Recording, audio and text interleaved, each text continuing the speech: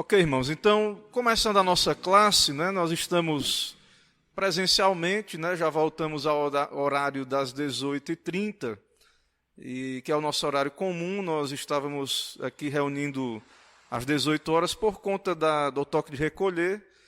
Pelo que consta aí, o toque de recolher ele foi para as 9 da noite, então não tem por que reunirmos mais cedo, tendo em vista que muitos irmãos estão no trabalho ainda, saindo, se deslocando, e aí a gente fica aqui desfalcado da presença dos irmãos, que é importante, graças a Deus por aqueles que acompanham lá de longe, remotos, mas é muito bom e importante também a presença dos irmãos aqui, nos dá um apoio muito importante, Eu louvo a Deus, então, pela participação dos irmãos aqui conosco. Eu vou compartilhar o link da transmissão, vou compartilhar aí o link para os irmãos aí que forem entrando na live. Pedir um tempinho aqui só para a gente fazer esses compartilhamentos também. A aula de hoje nós vamos continuar aprendendo sobre a lei de Deus. Nós estamos estudando o primeiro mandamento, bem devagar, aos poucos. Estamos estudando o primeiro mandamento. Eu estou seguindo o Catecismo Maior de Westminster comentado, certo? Eu estou seguindo esse material. Outros materiais também, como os irmãos vão ver na aula. Mas eu estou seguindo basicamente o Catecismo. E o Catecismo ele expõe muito detalhadamente os pecados contra esse mandamento. Não terás outros deuses diante de mim. Ok? Então, nós vamos continuar conversando sobre esse mandamento da lei de Deus e aplicando aos nossos dias, às nossas vidas, aplicando o mandamento do Senhor para que possamos buscar a santificação de modo mais consciente, conhecendo a vontade de Deus para as nossas vidas. Já está compartilhado aqui no Facebook. Eu vou tentar compartilhar no WhatsApp também. Não sei se eu vou conseguir. Tentar aqui. No Telegram.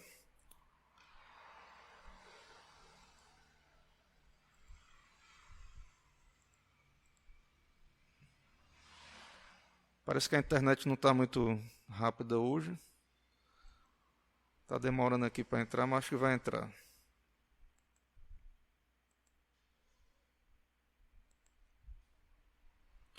Os irmãos que forem entrando aí na live podem também sinalizar, só para a gente ter noção aqui se está tudo ok com a transmissão.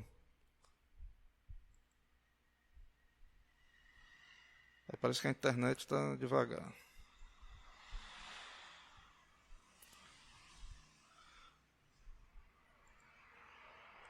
Ok, vamos começar, efetivamente.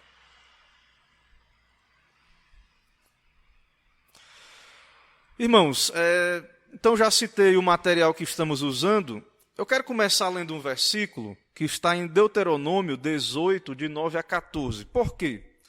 O tema da aula de hoje é o pecado da profanação. Você já ouviu falar disso? Qual é o pecado da profanação? Que pecado é esse? O que envolve esse pecado? Então, por gentileza, Deuteronômio 18, de 9 a 14. Eu tenho aquele projetado versículo, mas os irmãos estão presentes, podem abrir suas Bíblias. Deuteronômio 18, de 9 a 14. Deus diz ao povo ali que quando eles fossem entrar na terra, que o Senhor haveria de dar a eles, Deuteronômio 18, de 9 a 14, a palavra de Deus diz assim: quando entrares na terra que o Senhor teu Deus te der, não aprenderás a fazer conforme as abominações daqueles povos. E aí ele vai descrever quais são.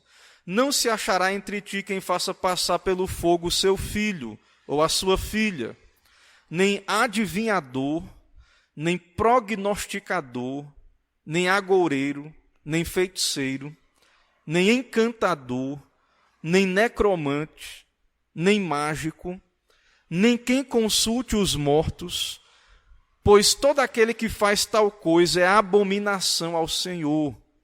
E por essas abominações o Senhor teu Deus os lança de diante de ti. Perfeito serás para com o Senhor teu Deus, porque estas nações que hás de possuir ouvem os prognosticadores e os adivinhadores, porém a ti o Senhor teu Deus não permitiu tal coisa. Então, Deus se revela a Israel, Deus dá a sua lei a Israel, a sua palavra, mas essa prática de estar procurando adivinho, gente prognosticando, prevendo o futuro, muita gente acha que o Deus da Bíblia, o povo na época da Bíblia, Deus ficava dizendo tudo exatamente o que cada pessoa individual iria fazer. E não é isso, irmãos. Deus revelava-se aos profetas, no caso Moisés, os profetas, e ele dava uma direção para o povo no sentido da história da redenção. Mas o povo não vivia em feiticeiro, em mágicos. Se você andar na cidade e tiver bem atenção, hoje em dia, você vai encontrar nos postes um monte de cartaz de cartomante. Você já percebeu isso? Nas grandes metrópoles tem muito, e aqui também eu já percebi, aqui em Alagoinhas. Se você prestar atenção em alguns postes, tem, eu trago a pessoa amada, né? Jogo carta, não sei o quê, tarô, e adivinhos, né? Então, essas práticas, o que é o mágico? O mágico, até mesmo nos filmes que você vê lá, aquele mágico, qual é a ideia do mágico? O ser humano caído, ele é dado a essas magias. O que é a magia? É o desejo de controlar o mundo de Deus. É isso que era o alquimista. Ele queria controlar a fórmula para fazer a pedra filosofal, né? Transformar a pedra em ouro. O que é isso? É ter o controle da natureza. Então, só Deus tem o controle, o poder. E os magos, os adivinhos, os agoreiros, os feiticeiros, os necromantes, não são autorizados pela palavra de Deus, são abominação diante de Deus. E o povo de Deus não deveria ser como as outras nações. Nós somos guiados pela fé, pela palavra de Deus, não por adivinhação, agouro, magia. Nós não devemos buscar esse tipo de orientação, porque nós já temos a palavra do Senhor, a revelação da palavra de Deus. Então, nós temos que ser um povo que anda pela fé, obedecendo à lei de Deus, os seus mandamentos, né? Buscando a sabedoria bíblica, não buscando na magia e nessas coisas abomináveis direção para as nossas vidas. Então, qual é o primeiro mandamento? Pergunta 103 do Catecismo. E a resposta, claro, né, é o que está lá em Êxodo 20. O primeiro mandamento é: não terás outros deuses diante de mim. Vamos continuar vendo isso aqui hoje. A continuação da resposta da pergunta 105, quais são os pecados proibidos no primeiro mandamento, tem uma lista de pecados. Nós já vimos um monte de pecados que são contra esse mandamento. Nós vamos ver mais alguns, não todos hoje, mais alguns pecados. E hoje, então, nós vamos ver aqui uma lista de pecados, né? Eu vou ler aqui a resposta, os irmãos acompanham aí, nós vamos comentar, vamos ver na Bíblia. Volto a dizer, irmãos, esses mandamentos é a lei. A lei não é para salvar, a lei é para nos mostrar o padrão de santidade de Deus e que nós precisamos de Cristo, porque não temos a justiça perfeita de Deus.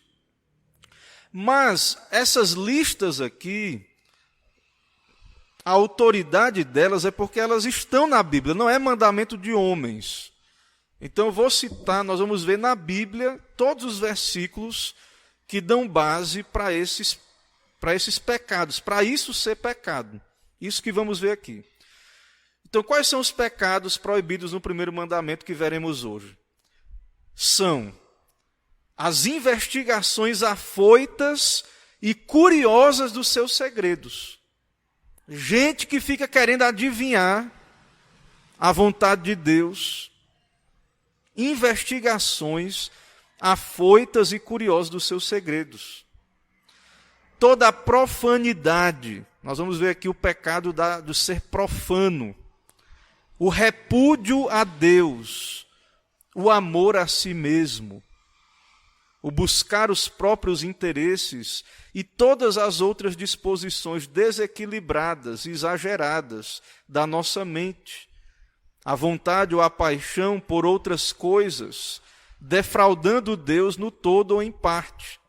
Então a pessoa quer muito uma coisa e deixa Deus de lado, não busca a Deus, não dá a Deus o que é de Deus e a César o que é de César.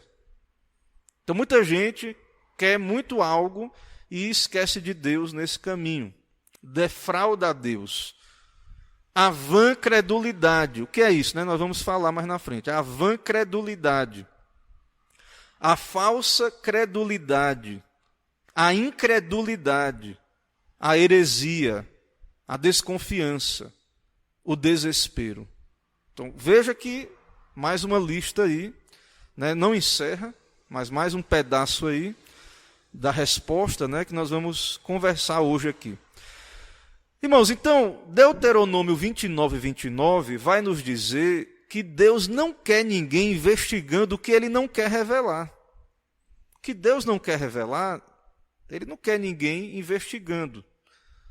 Veja aí Deuteronômio 29 vai dizer lá: as coisas encobertas pertencem ao Senhor, nosso Deus, porém as reveladas nos pertencem, a nós e a nossos filhos, para sempre, para que cumpramos todas as palavras dessa lei. Então Deus nos deu a revelação, é essa revelação que nós temos que investigar, ler, examinar. Mas o que Deus não falou, o que Deus não revelou, as coisas encobertas são de Deus, pertencem a Ele. Então muita gente quer ficar escavucando o que Deus não revelou. Muita gente quer ficar investigando, indo aí atrás de pretensos profetas, gente que diz que está falando em nome de Deus, para poder descobrir, né, coisas que Deus não quer revelar. Os jovens aí, a juventude aqui da igreja, vai estudar um livro muito interessante sobre essa questão, que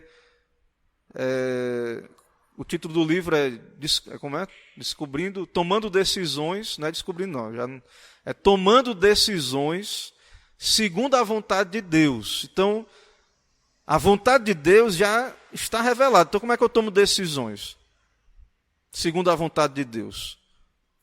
Então, nós entendemos que é pela sabedoria bíblica. Então, o livro lá, claro, nós vamos esmiuçar melhor. Então, não é pecado você querer saber qual é a vontade de Deus revelada, o que está na Bíblia. Mas o problema é que as pessoas querem que Deus fique todo dia dando uma revelação nova, fora da Bíblia. Sim, Matheus.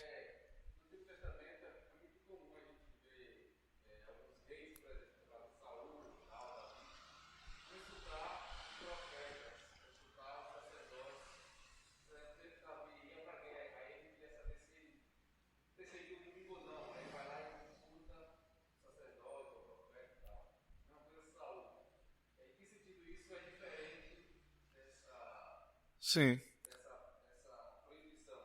Isso, porque ali eles tinham os ofícios, né? Os 3 ofícios, e que não se misturavam todos na mesma pessoa. Profeta, sacerdote e rei. Em Cristo, tudo isso já se cumpriu.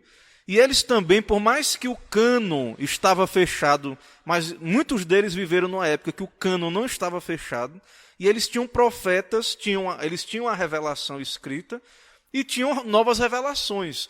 Como a igreja apostólica, até antes do cânon fechado, se você ver 1 Coríntios, no culto ali em Corinto, eles tinham o que já estava revelado e tinham línguas, novas revelações, até que o cânon foi fechado. Então hoje nós temos o cânon fechado, a escritura já entregue. Então, nós não temos mais apóstolos, que seriam aqueles que fariam as vezes dos profetas para nós hoje. Ou não temos mais na igreja esses dons, ofícios de profeta, ou dom de profeta, porque cessou, segundo nós entendemos, porque não é que Deus não possa revelar, é porque o propósito de Deus para essas novas revelações se cumpriram. E agora nós temos o dom da Escritura. E aí não é o tema da aula, mas aí teríamos que tratar da questão da doutrina do sola escritura, das novas revelações. Então, de fato, houve tempos em que Deus conduziu o seu povo por revelações, por revelação escrita e revelação direta ali, profeta. Mas nós cremos que hoje Deus nos conduz pela Escritura, pela a sabedoria, o Espírito, com a palavra. Certo? Então, e aí, esses versículos que mostram que não devemos acrescentar, como lá em Apocalipse, não devemos diminuir nem acrescentar, todos esses versículos se revestem de um peso muito grande hoje. Né? Então, se alguém está falando algo para você que não está na Bíblia, ele não tem autoridade para falar. E se está na Bíblia, já está na Bíblia, então não precisa de novas revelações. E a base de várias heresias, e vamos ver que um dos pecados é a heresia, e de seitas, pode ir atrás, na maioria das seitas, pode ir atrás que uma das bases dessas seitas é que tem um profeta lá que tem um livro, algum acréscimo à Bíblia. Pode ver, investigar. Você às vezes nem conhece muito daquela heresia, mas se você fizer algumas perguntas, sempre tem um grupo de pessoas que tem revelação, ou alguém que teve, algum livro, alguma coisa. E isso, irmãos, isso aí não era só o povo de Deus que às vezes e tinha isso de verdade, ou então buscava isso. Mas ele diz lá em Deuteronômio que os pagãos faziam isso. Aqueles povos pagãos faziam isso. Eles tinham feiticeiros, agoureiros, adivinhos. Então, nós, hoje, não temos mais essa necessidade, principalmente que temos a Escritura fechada, o cânon. O pecado da profanidade está em Tito 1,16. Como é que é o profano, né? Tem aí em Tito 1,16. No tocante a Deus, professam conhecê-lo. Entretanto, o negam por suas obras. É por isso que são abomináveis, desobedientes e reprovados para toda boa obra. Então tem outros textos, como Esaú, que fala do Esaú, que era profano, né? Mas aí o profano é alguém que até crê de alguma maneira em Deus, mas nega com as suas obras. Né? Em Hebreus 12:16 fala de Esaú. Hebreus 12:16. Nem haja algum impuro ou profano como foi Esaú, o qual por um repasto vendeu seu direito de primogenitura. O pecado do amor descontrolado a si mesmo, 2 Timóteo 3:2. Amar a si mesmo, irmãos, faz parte. Ame o seu próximo como a si mesmo. Então, o amor à sua própria vida é algo que Deus colocou em nós, é algo natural. Mas existe o amor desordenado por si mesmo.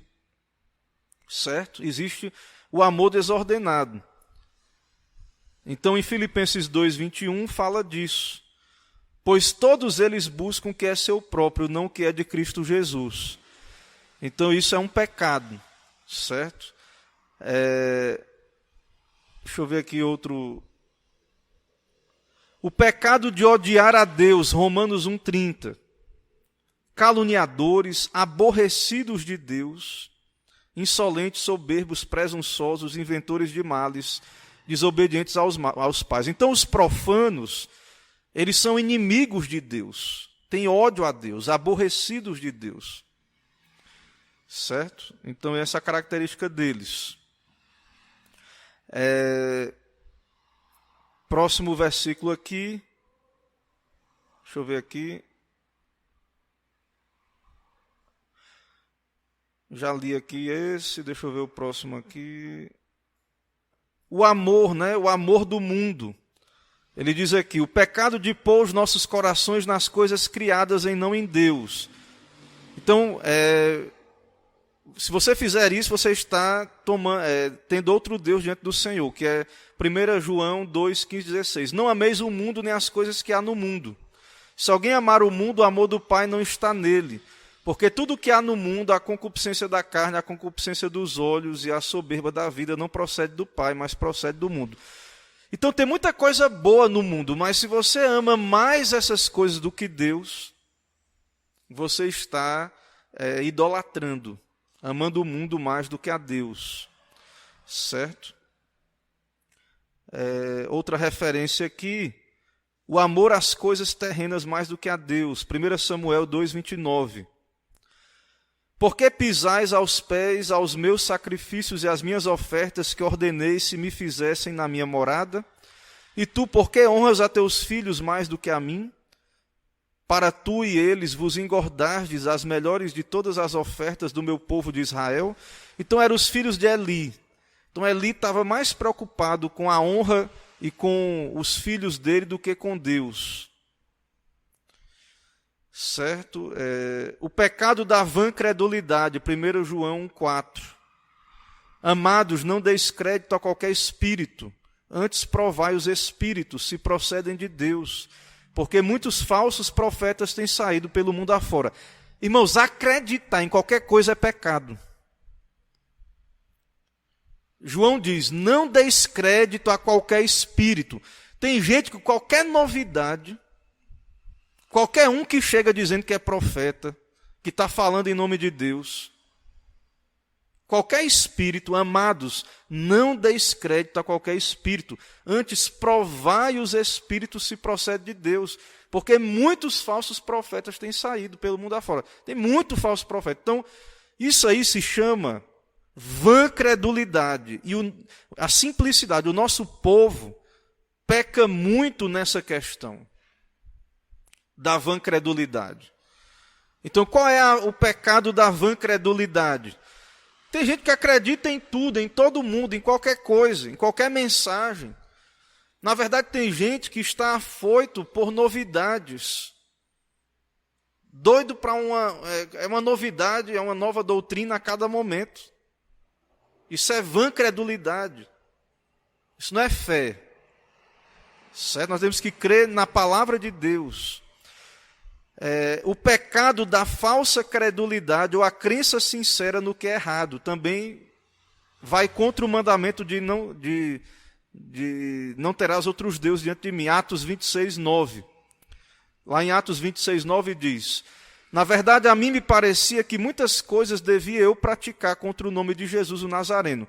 Paulo está dizendo que antes da conversão dele, ele acreditava mesmo que ele devia perseguir os crentes e Jesus. A mim me parecia que muitas coisas devia eu praticar contra o nome de Jesus. Então, tem pessoas que têm uma falsa credulidade, ou uma crença sincera no que é errado. Ele acredita, ele está disposto a perseguir, a fazer um monte de coisa errada. Isso é pecado. A falsa crença é pecado também. O pecado da incredulidade, Hebreus 3:12. Pecado da incredulidade, Hebreus 3:12.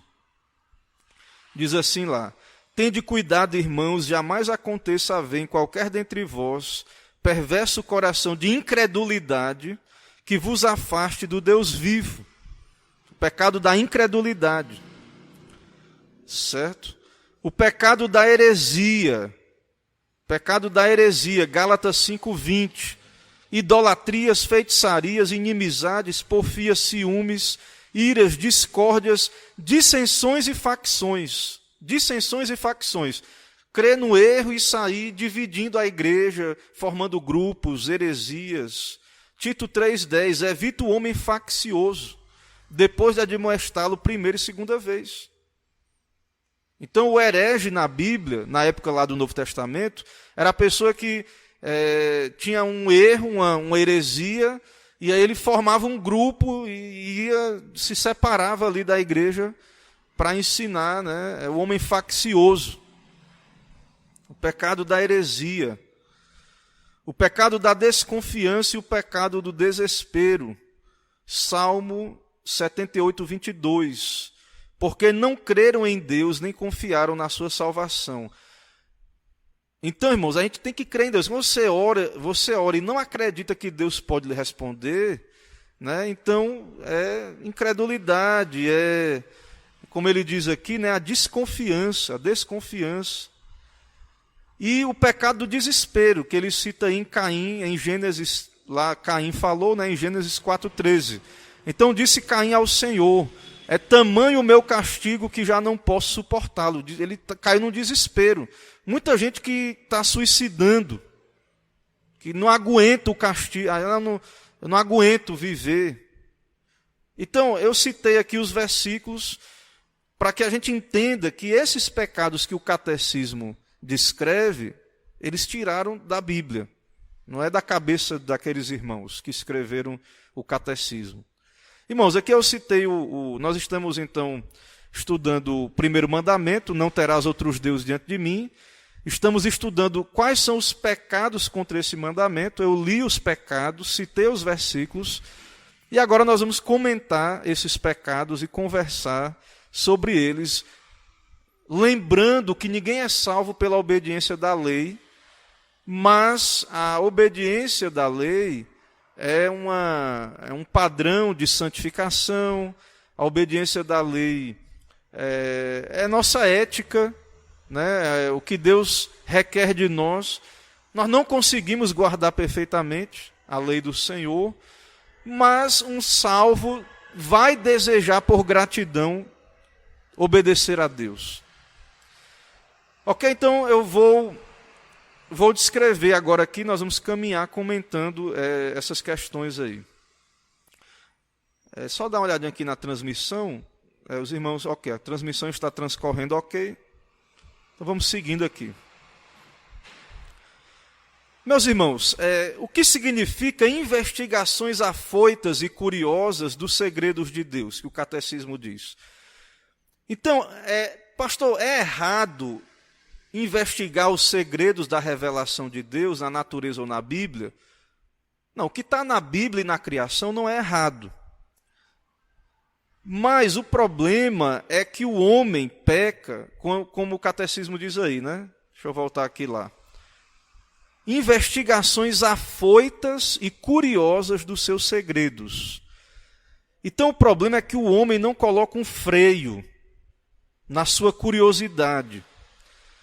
Então, e aí o homem não tem limites na sua pesquisa, não tem reverência. Olhando para a questão da revelação natural, hoje nós vemos o homem querendo misturar o código genético do homem com um macaco, um porco, querendo reviver os dinossauros, né? Fazer o parque dos dinossauros voltar, né? Querendo, de fato, entrar em esferas aí, né? Implantar um chip na cabeça da pessoa para conectar ela na internet, né? Então, até que ponto a ciência, né, a investigação do conhecimento, da revelação de Deus, até que ponto o homem pode ir, mas de modo ético, né, com reverência. Então, o homem pode, a ciência, ela pode trabalhar, né, para a glória de Deus e para o bem da humanidade. Porém, às vezes, a pesquisa científica, ela diz que é para o bem da humanidade. Não, isso aqui é para o seu bem. Só que, às vezes, a gente percebe que não é. Né? Nós percebemos que é uma pesquisa afoita dos segredos de Deus, que não é para beneficiar a humanidade, ou não é para a glória de Deus. Não há reverência, não há temor de Deus, não há limites nessa pesquisa. E o mesmo, irmãos, com relação à palavra de Deus, aos segredos de Deus. Então, há um limite. Nós podemos ir até onde Deus revelou. e onde Deus não quis revelar, não sei. Como é que Satanás caiu? Se ele era sem pecado, e de onde é que veio a tentação? Não sei. Não é, irmãos, para nós que somos cristãos, né, que somos teólogos nesse sentido, não é vergonhoso dizer não sei. Nós paramos, onde a Bíblia para, nós paramos. Hoje a gente vê aí, principalmente na questão da internet, todo mundo quer responder tudo. Né? Tem os teólogos aí de internet, o pessoal quer responder tudo. Então nós temos que ter um limite, né? Não temos que ter vergonha, pelo contrário, ter humildade de saber que há questões, né, que pertencem a Deus. Por que que Deus permitiu isso? Está permitindo a pandemia? Não sei responder. A probabilidade de ser uma disciplina, um juízo, mas Deus não tem um profeta aqui para dizer como era lá naquela época, né? Como Elias, né? Ficou claro, Elias chegou para o rei e disse, pecado mesmo aqui, o seu pecado, se arrependa. Né? Então nós não sabemos exatamente todo o desígnio de Deus para com o que está acontecendo. Mas pelas Escrituras, pela sabedoria bíblica, nós sabemos que Deus é soberano, que o mal está no controle dele, que ele tem um propósito, né, que os maus são punidos, que a sua igreja é disciplinada muitas vezes, fortalecida, mas eu não sei tudo, o porquê de tudo e cada coisa. Então, os pensamentos de Deus são mais altos do que os nossos, né? E o nosso intelecto tem que submeter à revelação bíblica. Temos que parar onde Deus nos ordena parar. Certo? Então, irmãos, temos que ter esse limite. E esse problema das novas revelações é muito complicado na igreja. Porque se você... nós cremos, né, somente a Escritura. Mas os irmãos que não creem que a Bíblia, né, que houve um fechamento do cânon e creem nos ofícios de apóstolo, de profeta, na contemporaneidade dos dons revelacionais, que Deus continua revelando, porque como é que era o culto lá em Corinto? Eles tinham uma parte, algumas partes de Bíblia e tinha profeta e tal. Então, no culto um trazia uma profecia, outro uma doutrina, fresquinha ali. E tinha quem discernia.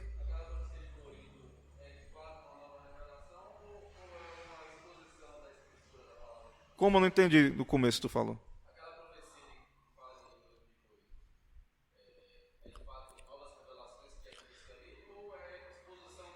Não, eu creio que é revelação. Irmãos, eu creio assim, não existe revelação não inspirada. Deus não fala falivelmente. Eu não creio que Deus fala falivelmente.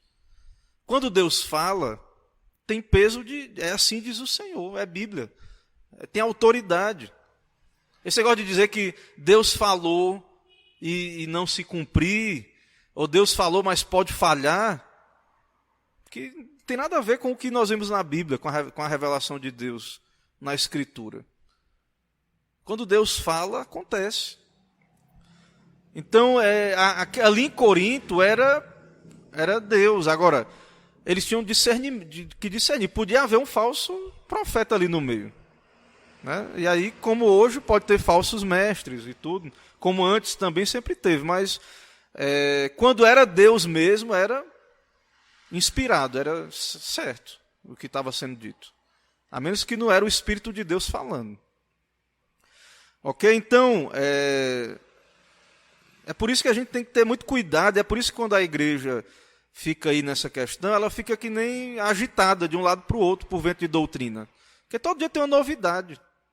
Né? E a gente tem que ter muito cuidado. Parece que a igreja, a história da igreja começou agora, há 100 anos atrás. Né? Então a gente tem que ter muito cuidado com isso. O que significa profanidade? Profanidade não é o mesmo que blasfêmia. O que é blasfêmia?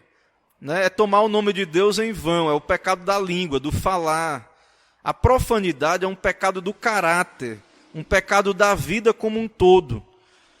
Quem é o profano? O profano é quem considera as coisas sagradas e santas como coisas comuns, como é o caso de Esaú. Como é que Esaú foi profano? Esaú desprezou um direito de primogenitura que era uma bênção, que era uma coisa um direito divino, uma bênção de Deus naquela época lá, o primogênito. Né? Ele tinha uma bênção não era só uma bênção assim, como a gente diz, Deus abençoe, meu filho. Bênção, pai, Deus abençoe, né? Que não é uma coisa ruim, não é uma cultura ruim. Mas assim, a gente sabe, à luz de toda a Escritura, que quem Deus abençoa é abençoado. E o abençoado é o bem-aventurado, é o crente, é o que se arrepende dos seus pecados, é o que está em Cristo. Não adianta a pessoa dizer 1000 vezes, eu te abençoo, eu te abençoo, eu te abençoo, se Deus não abençoar, se a pessoa não estiver em Cristo.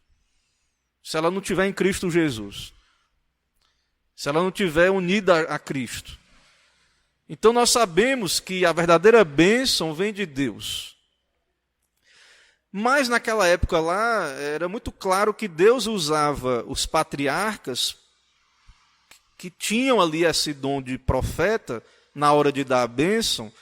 E não era uma coisa só de palavras, algo acontecia ali. Como você lê a história de Abraão, Isaac e Jacó, você vai perceber isso. Aquelas palavras se cumpriam na posteridade daquela descendência ali. Então Esaú, ele desprezou o direito de primogenitura. Ele diz aqui outros exemplos, né? Por exemplo, o ser humano, ele é a imagem de Deus, e a vida humana é sagrada. É por isso que o aborto ou o assassinato é um pecado tão grave. Porque o homem carrega a imagem de Deus. O assassino, ele profana a imagem de Deus. Ele atenta contra a imagem de Deus. Então, por exemplo, aqui no Brasil, antes da vinda dos colonizadores aí, não estou defendendo nenhum lado nem outro, né? Tinha pecado dos dois lados. Mas os índios eram canibais e eles comiam carne humana. E o corpo humano é sagrado. Então, eles tratavam o corpo humano como bife. Como carne normal, né? Prendia o cara, deixava ele lá engordando, depois matava, fazia um assado e comia. Comia os órgãos, né, achando que ia se apropriar das virtudes daquele outro guerreiro, né, o coração, os órgãos internos. Então é algo profano, irmãos. Profano.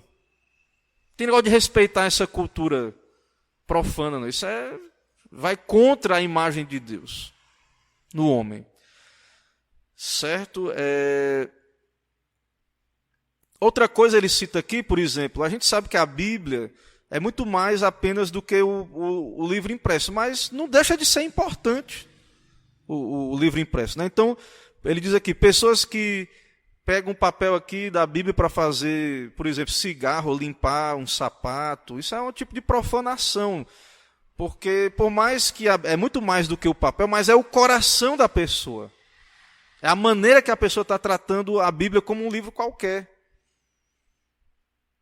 Então, é um tipo de profanação. Né? Não entende o valor da Escritura.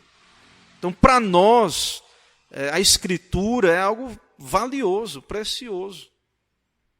Não pode tratar a Bíblia como um livro qualquer. Né? A Bíblia não é um peso de porta para nós. Você compra outro livro, o livro que um homem escreveu, se for um livro lá que você comprou, né, aquele livro caro, pesado, se você não lê, você bota lá, né, para ser peso de porta lá, para quando vier o vento não bater na sua casa. Mas você não vai fazer isso com a Bíblia, né? Então a gente tem esse entendimento, né, do respeito ali, da reverência, por causa da majestade, um tratamento especial para com a Bíblia. Né, esse respeito. Então o profano é esse, né? O profano é esse tipo de pessoa, esse pecado aí. E o ódio a Deus, né? Então o não regenerado, ele odeia a Deus. Então, irmãos, o não regenerado, certo? Ele, segundo a doutrina do pecado original, da depravação total, ele nasce morto em pecado, ele nasce caído, e ele odeia a Deus, certo? Alguns não percebem o quão são profanos e odiadores de Deus, porque de uma perspectiva da relação social, da vida social na sociedade, tem sua família, paga seus impostos.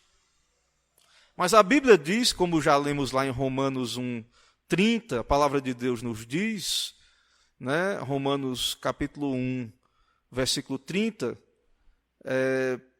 ele diz aí, aborrecidos de Deus, insolentes, soberbos, presunçosos, inventores de males, desobedientes aos pais. Então tem uma lista de pecados ali, certo?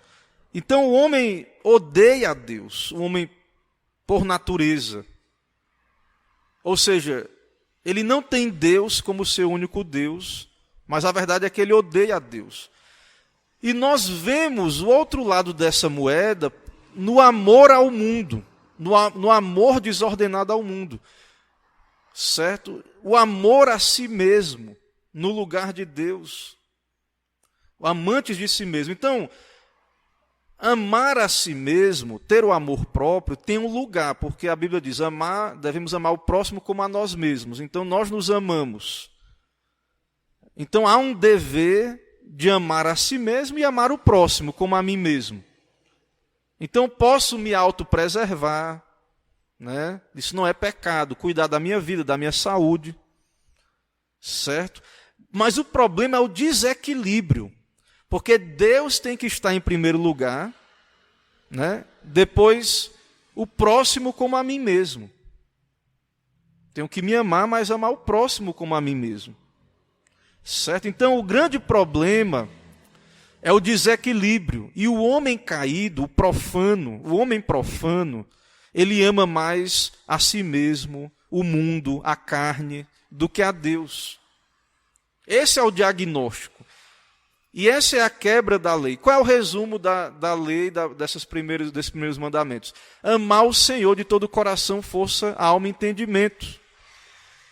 E depois vem amar o próximo como a si mesmo, como a ti mesmo. Então, mesmo alguém, né, digamos assim, mesmo alguém que não é um assassino, que não é um criminoso aí, que comete, que está aí vivendo imoralidades abertas, em pecados escandalosos, mas quando o pecador filho de Adão, por natureza, quando ele se ama a si mesmo mais do que a Deus, ele é idólatra. Ele está tendo outro Deus no lugar do Deus da Bíblia. A si mesmo, seus interesses. E também ele cai no pecado do mundanismo, que é lá o que João diz, não ameis o mundo, nem as coisas que há no mundo. Né? Como João diz lá em João, na primeira carta de João, no capítulo 2, 15 e 16, não ameis o mundo nem as coisas que há no mundo. Se alguém amar o mundo, o amor do Pai não está nele. Porque tudo que há no mundo, a concupiscência da carne, a concupiscência dos olhos, a soberba da vida, não procede do Pai. A cobiça, né, dos olhos, da carne e a soberba da vida. Então, veja, o mundanismo é pecado. Só que é interessante aqui o comentário, ele vai dizer uma coisa muito interessante para a igreja contemporânea, para nós, a igreja dos nossos dias. O que é uma pessoa mundana? Geralmente a gente associa a pessoa mundana com algumas questões como dança, jogatina, né? O alcoolismo. A gente tem um estereótipo do que é uma pessoa mundana, né? Sei lá, uma pessoa influenciada aí, né, pelo mundo no sentido da aparência, né, das vestes. Isso é uma maneira, são tipos, manifestações do mundanismo. Mas o mundanismo é muito mais do que uma coisa dessa ou outra. Tem a ver com a atitude do coração, de amar mais o mundo do que a Deus. Então, pode ter uma pessoa bonitinha de terno e gravata, um artista que a sua letra não fala mal de Deus, letra boa, coisa boa, Não sei como é, né? Uma música aí, uma música popular brasileira, uma música instrumental. Mas se essa pessoa, ela ama mais a sua fama, o seu trabalho do que Deus, ela é mundana. Profissões normais, médico, advogado, qualquer coisa, irmãos. Entende? Então, às vezes a gente acha que a pessoa mundana é só aquela pessoa que a gente já vê de cara, isso aqui é uma pessoa mundana e pronto. Mas o mundanismo é muito mais profundo. Não ameis o mundo. O mundanismo está dentro de nós, de modo geral. Ele está nos tentando a cada dia. Nós somos tentados a cada dia.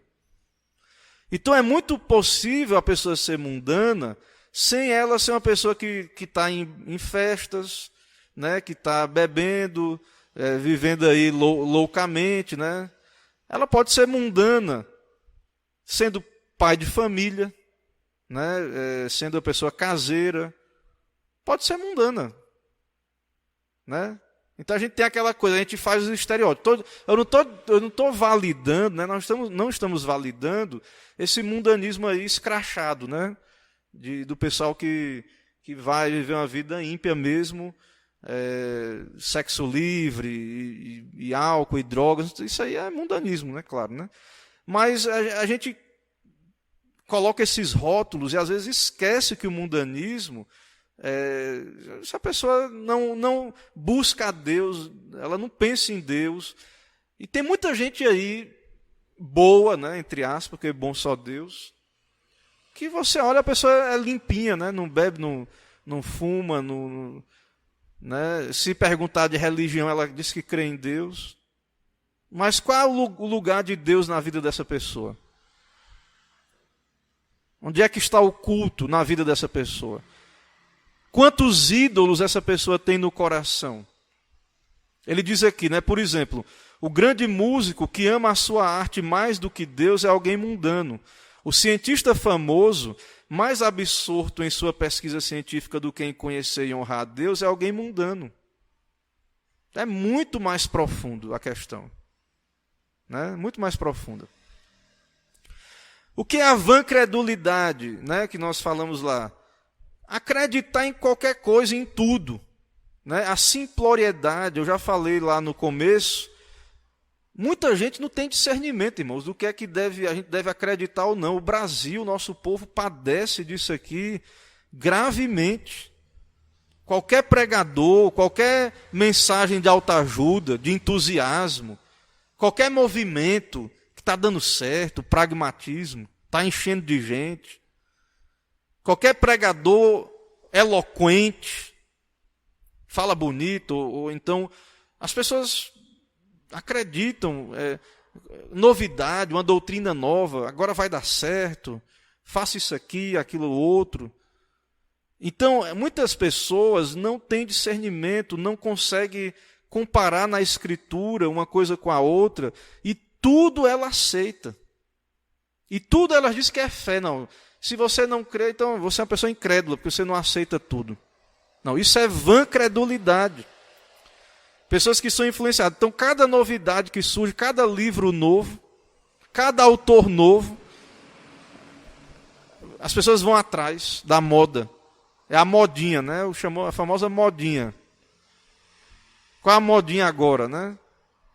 Entre os reformados, né? Digamos assim. Então, cada vez é um teólogo da moda. E muita gente fica de modinha em modinha. Né? Atrás de novidade, não tem estabilidade. E isso é um tipo de pecado, é a vã credulidade. Nós temos que crer na palavra de Deus. Tem a falsa credulidade, né? Ou seja, confiar numa coisa errada. Paulo, né? Então a pessoa pode ser altamente sincera, zelosa. Aí você cita, mas onde é que está na Bíblia? Ah, mas eu não creio na eleição, isso. Aí você, sim, mas ir lá em Romanos 9, Efésios 2. E aí? A pessoa, ela não sabe, né? Ela crê, ela está convicta de uma coisa, mas ela não sabe onde é que está na Bíblia, ou então ela não sabe. E aí ela está disposta a perseguir a outra posição, mas ela né, é uma falsa credulidade, ela não sabe nem no que ela acredita. E temos aí também a incredulidade, que é o oposto da fé. A incredulidade é terrível, irmãos, porque a fé é o instrumento de Deus, a fé não é meritória, mas é o meio de nos apropriarmos da salvação. A salvação é dada num pacto de graça, é dada de graça, mas o pecador precisa se arrepender e crer. Então, se a pessoa ela é incrédula, ela não crê nas promessas de Deus, ela se afasta dos meios de graça, ela se afasta da salvação. Então, a incredulidade é um pecado terrível, né? E ela faz a pessoa abandonar Deus como Deus, o seu único Deus. E também temos aí a heresia, que era a propaganda de doutrina falsa. Então, as seitas, certo? Grupos, pessoas que se reúnem para propagar doutrinas falsas, contrárias a Deus, é pecado contra esse mandamento, não terás outros deuses. Certo? Então, na época da Bíblia, heresia era gente que se reunia para falar de outros ensinos. Né? E hoje, apenas as falsas doutrinas, né? São as heresias, doutrinas falsas. Então, é pecado também.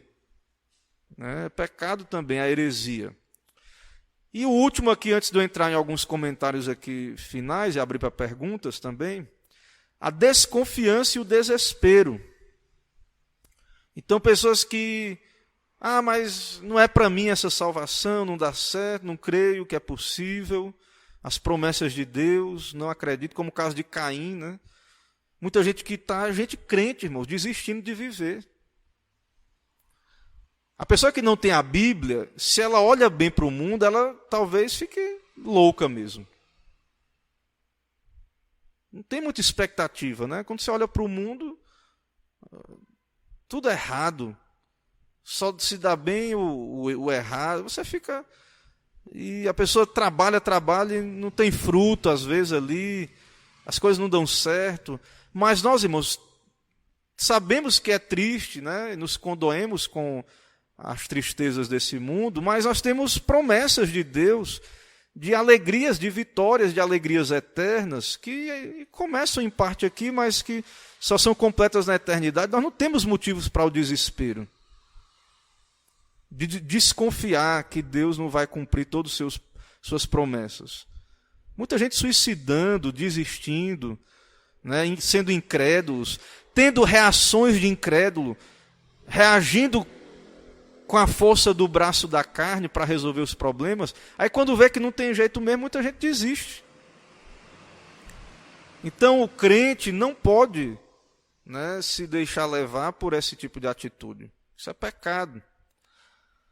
Irmãos, alguma pergunta até aqui, antes de eu ir para uma última sessão aqui breve, para encerrar a nossa classe? Alguma questão aí quanto ao que já falamos até agora? Ficou alguma pergunta, alguma dúvida? Fique à vontade aí. Seria interessante também aqui na classe, aqui, a gente tem um microfone que às vezes as pessoas não vão ouvir lá, mas eu posso repetir também, mas a gente às vezes fica pausado aqui, né? Mas hoje talvez não, mas depois a gente deixar preparado aqui um microfone ajuda também. Mas perguntem aí que eu repito aqui. Aqui na internet eu não vi nenhuma pergunta aqui. Né? Temos aí aqui nossa irmã Magnólia, presbítero Romeu, irmã Erlaine e Jean Nilson participando. Fique à vontade aí, irmãos. Ainda tem tempo aí, dá para perguntar. Diga.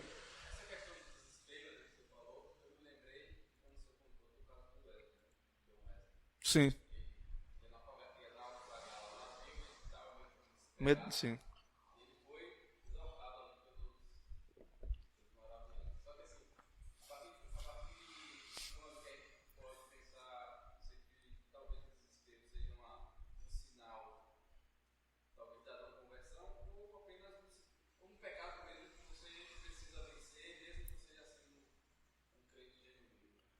Esse é o padrão. O que a gente deixa claro é que todo crente tem incredulidade, né? A nossa fé, mas assim, a fé nunca, num crente, num eleito, pelo menos assim, o que a gente observa é que, embora o mundo, a incredulidade, o inimigo interno, a incredulidade interna venha, mas é como o caso de Pedro andando sobre as águas. Né? Ele diz, ó, Pedro, vem. Aí Pedro começa. Aí ele começa a olhar para as ondas, olha para um lado e começa a afundar. Só que o Senhor nos preserva do desespero total e final. Né?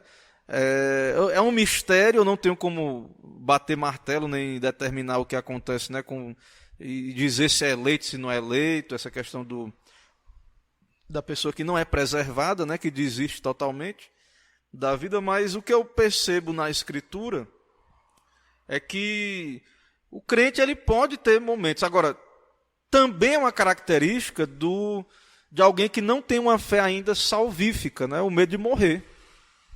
Também é. O caso de Wesley ali, ele já era um cristão, já era até pregador, né, que ele estava indo pregar.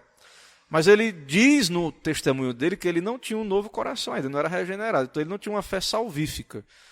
Então ele cria, num sentido ali intelectual, né, racional, mas ele não tinha aquela fé experimental. E isso ficou manifesto, isso se manifestou numa ocasião de perigo. Então a fé genuína, ela vai, na hora da morte, na hora de uma situação dessa, ela vai estar em paz. Né? Ela não é que ela não vai ter mistura de incredulidade, mas finalmente ela não vai cair no desespero absoluto. Mas isso é muito sutil, isso tem a ver muito com autoexame. Né? Mas o fato, irmãos, é que mesmo para um crente, essa coisa do desespero, o crente desesperado, isso isso é pecado, né? Agora, não é pecado assim, não é blasfêmia contra o Espírito Santo, não é pecado para a morte. A pessoa pode se arrepender. E ela pode lutar contra esse pecado, mortificar esse pecado. Então, se você está enfrentando a crise, a incredulidade, então você deve mortificar esse pecado, orar, colocar diante de Deus. Né?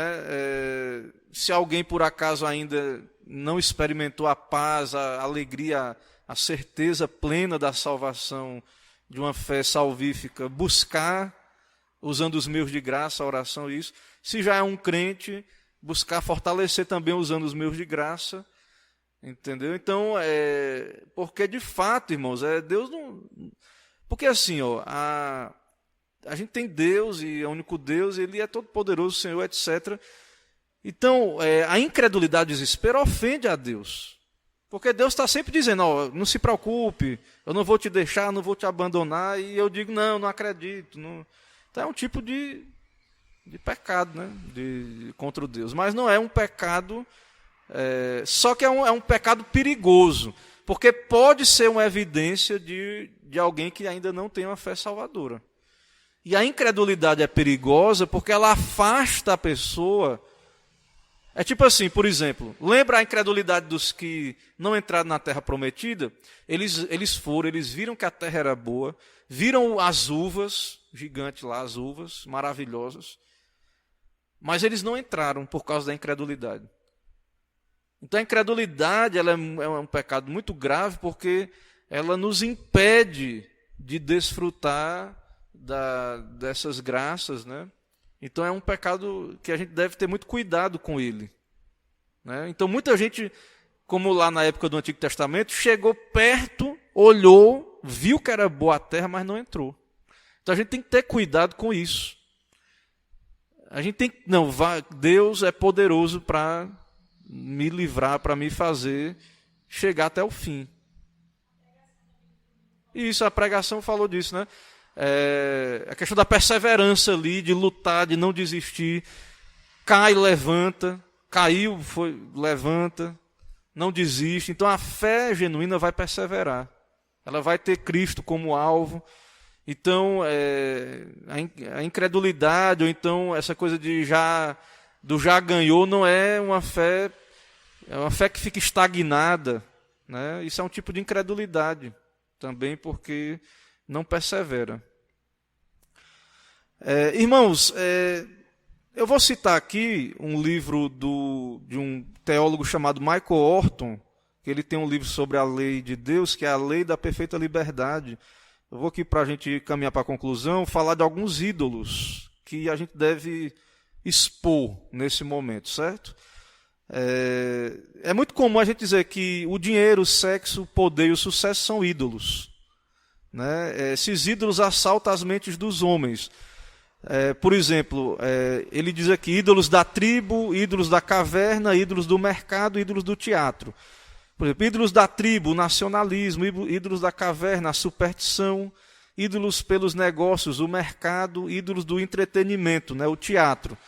Então são ídolos, certo? Então isso, a igreja às vezes não tem ídolos de pau e de pedra, mas está cheio de outros deuses, de falsos deuses, de ídolos.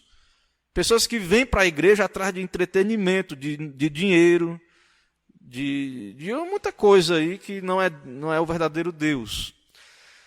E aí é muito interessante que Orton ele diz aqui alguns ídolos dos Estados Unidos, que ele é americano, né, mas que se aplicam perfeitamente ao Brasil. Aí ele vai dizer, fé na fé. O norte-americano crê que há poder na fé, uma mágica em se crer, e por isso uma mágica em se crer, e isso é tão primitivo como as superstições egípcias, romanas, medievais, que descrevemos. O ato da fé é o que realmente conta. Então tem gente que diz, não, creio, o importa é crer. Isso é um ídolo. Porque a fé é a fé na palavra, é a fé em Cristo. E aí a gente vê muita gente falando isso. Não, o importante é crer, vai dar certo, tenha fé. Fé em quê? Fé em quê? A fé em si mesma não pode fazer absolutamente nada. Se a fé pudesse salvar, curar ou trazer prosperidade, a fé seria Deus. Quem salva é Deus, a fé é o instrumento. Quem salva é Deus.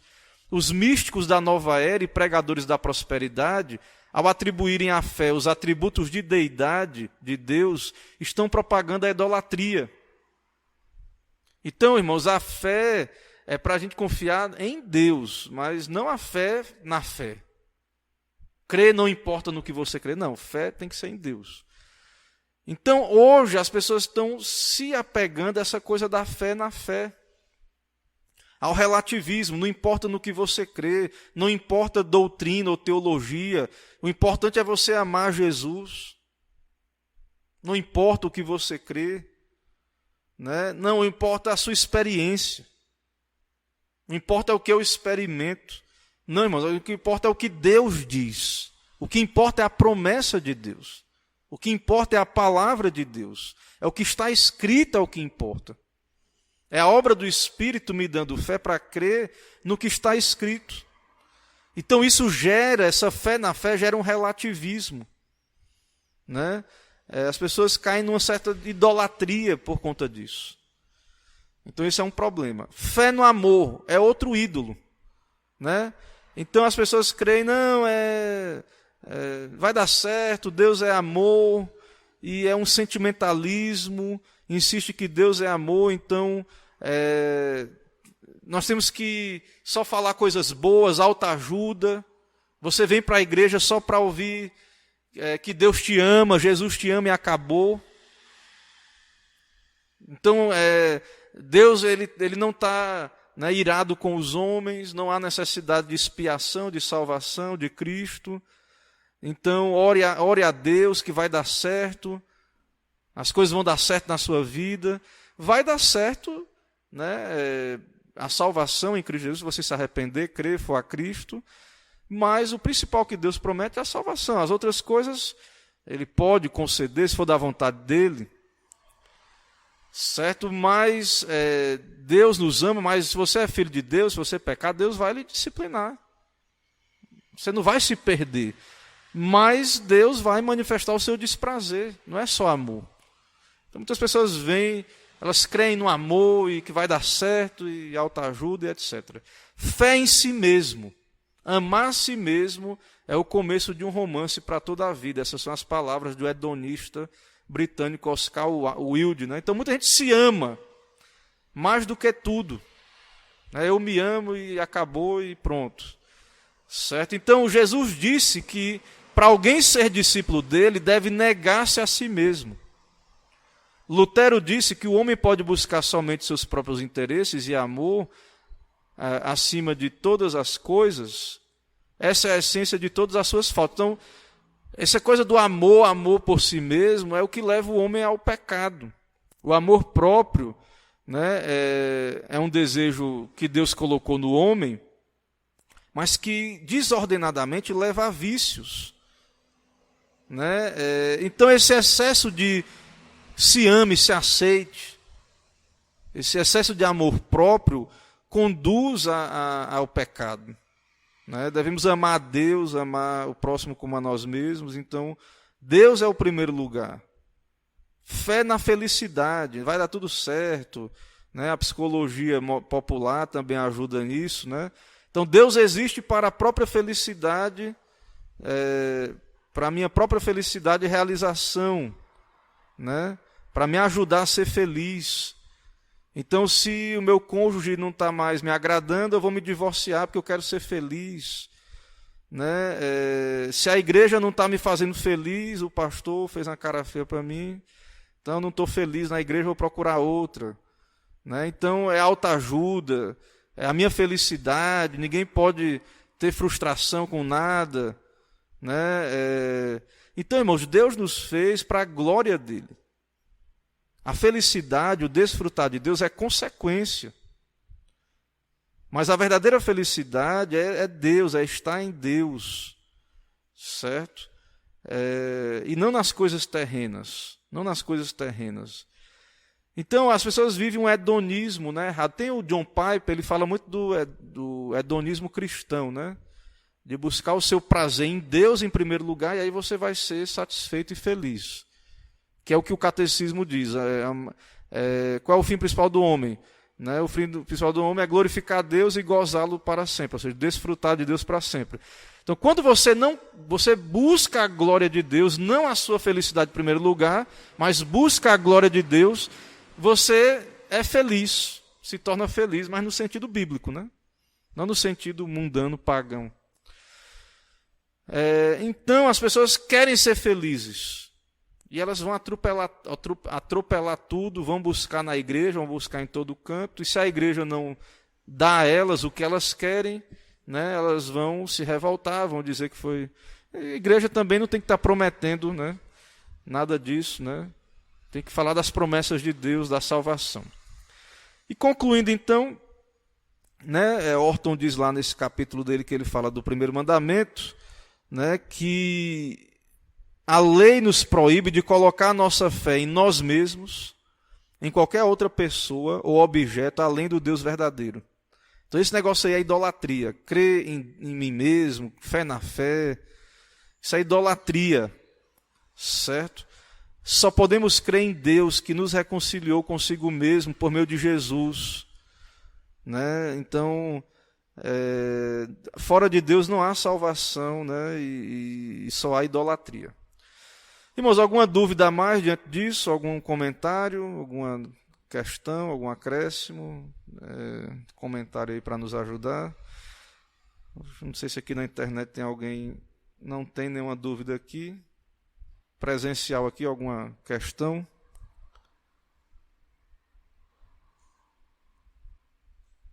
Ok, irmãos, não ouvi nenhuma pergunta aqui.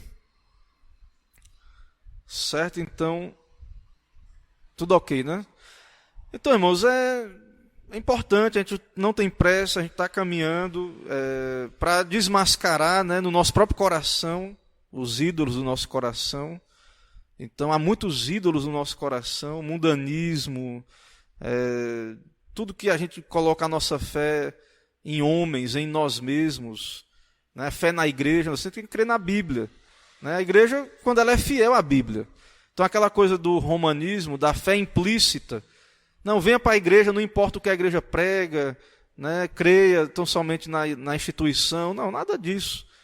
Né? Você tem que crer na Escritura, crer em Deus.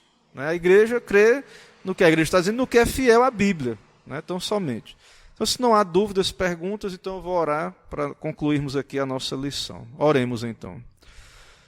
Senhor, eis-nos aqui, te adoramos por esse momento de aprendizado, porque a tua lei nos esclarece, nos revela a tua vontade santa, aquilo que é contrário à tua lei também. que não seja, ó Deus, os homens a nos convencer, não seja apenas eu que estou aqui, sendo esse que descreve essas coisas, mas que o Teu Espírito nos convença, ó Pai, desses erros, que a Tua palavra, o Teu Espírito nos ilumine, nos quebrante, que tire toda incredulidade do nosso coração, nos santifica, nos dá mortificar a vã credulidade e tantos erros, ó Deus, que vimos aí expostos, a heresia e o mundanismo e a investigação dos segredos de Deus. Ó Deus, humilha-nos, quebranta-nos, nos dá arrepender, nos submeter ao Senhor. Te agradeço por esse momento, pela Tua igreja, vem o Teu reino aqui. É o que pedimos, oramos em nome de Jesus. Amém. Irmãos, muito obrigado pela paciência dos irmãos, de acompanhar, né? Deus abençoe cada irmão que está aqui presente, os que estão também online aí. 18h30 agora é o horário dos trabalhos, até que haja alguma alteração. Domingo, pela manhã, 9h30, a escola bíblica, o culto às 18 horas, não é 18h30, domingo é 18 horas, o culto solene. Ok? Então, plenária das nossas irmãs da Safra às 19 horas, o estudo do livro da mocidade pelo Jitsi Meet, que é um parente do Google Meet, é um aplicativo, vai ser um estudo do livro Tomando Decisões segundo a Vontade de Deus, do reverendo Heber Campos Júnior. Esse livro é um livro pequeno, da editora Fiel, um livro que trata dessa doutrina aí da providência, né, e tudo mais. Então, se você deseja participar, fique à vontade, tanto entrando na sala, tendo o aplicativo no seu aparelho, pedindo para nós pelo WhatsApp ali o link, ou então vai ser transmitido pelo YouTube, porque esse aplicativo, a gente vai usar ele, o Jitsi Meet, porque a gente está lá na sala conversando, fazendo o estudo, e ele transmite ao vivo no YouTube. Então, se você simplesmente quer só ouvir, participar como ouvinte, então você fica atento na segunda-feira, às 20h, no canal do YouTube da nossa igreja, que vai haver a transmissão ao vivo da nossa sala lá de estudos, ok? Então, Deus abençoe a todos, uma boa noite e até uma próxima oportunidade. Amém. Encerrando.